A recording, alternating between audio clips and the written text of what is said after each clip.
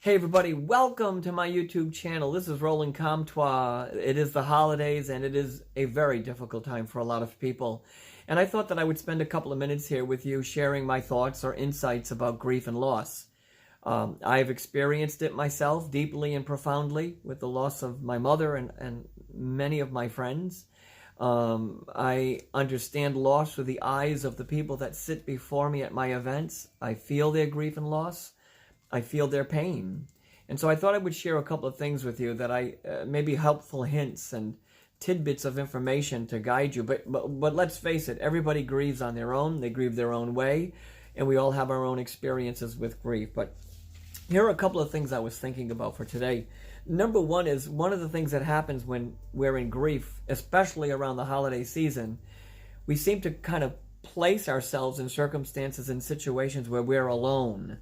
We're kind of seclude and go into a quiet space by ourselves, though I think those spaces are really important for our own personal healing.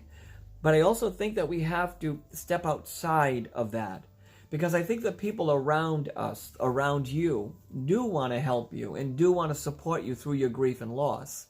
So I say maybe spend some time talking with people, being in places where there's a little bit of energy, being in places where you feel connected, and then really organize time where you're alone and you're quiet and you're peaceful and you're with your thoughts and you're with your grief, because I'm not the person that believes you should push your grief aside far from you.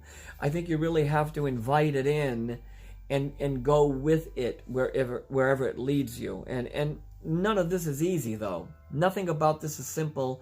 Nothing of this experience is easy. The second thing is, I think you really should do things to honor your loved ones. I mean, I light my mother's Christmas tree. Actually, I light it all year long. So I still have up her tiny little tree that's so dilapidated and in bad shape. But I put it up because I look at it and I smile and I think, oh my God, she must be laughing somewhere out there that I'm still lighting her Christmas tree. By the way, every year she put that tree up, she fought about it. She says, I'm not doing it this year. I'm not doing this year. And we'd get to her apartment at the Kennedy Manor and it was up. So I put it up in honor of her. It's my way of staying connected to her and staying in that space with her. So one is, try not to seclude or barricade yourself when you're in grief. Try to get out as best as you can. Be out there with as many people as you can.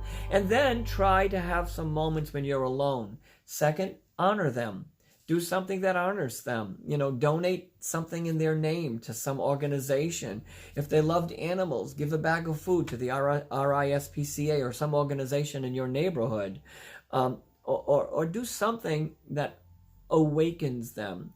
One of the things that we did at the Stadium Theater in Woonsocket, Rhode Island, is we put a plaque with my mother's name on one of the seats at the Stadium Theater. It was one way of bringing her energy into that place.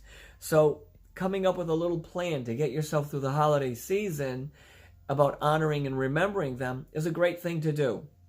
I get it, though. For some people, it's not possible because we all grieve differently.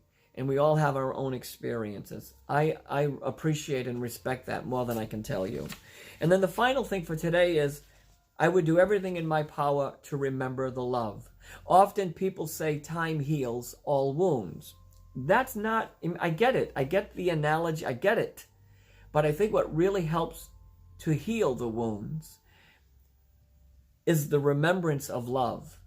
It's the love that you shared with each other. That love has more powerful than death itself, and I think that love is what transforms our journey from grief to peace.